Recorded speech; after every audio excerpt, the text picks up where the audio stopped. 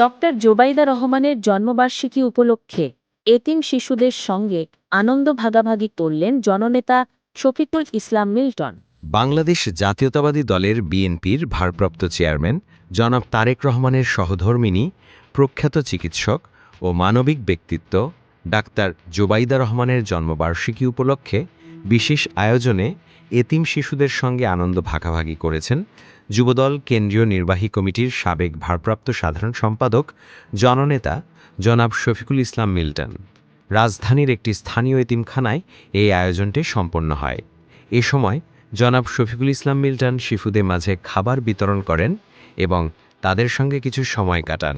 আয়োজনের মূল উদ্দেশ্য ছিল প্রিয় নেত্রী ডাক্তার জোবাইদা রহমানের জন্মদিনে সমাজের অবহেলিত ও সুবিধাবঞ্চিত শিশুদের মুখে হাসি ফোটানো।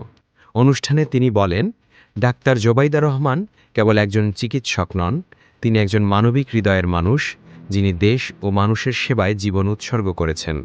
তার জন্মদিন উপলক্ষে এমন একটি কার্যক্রমে অংশ নিতে পেরে আমি নিজেকে গর্বিত মনে করছি। অনুষ্ঠানে আরও উপস্থিত ছিলেন স্থানীয় বিএনপি ও অঙ্গ সহযোগী সংগঠনের নেতাকর্মীরা। তারা বলেন, দেশের ভবিষ্যৎ প্রজন্মের প্রতি দায়িত্ববোধ থেকেই এই ধরনের সামাজিক কার্যক্রম চালিয়ে যেতে হবে।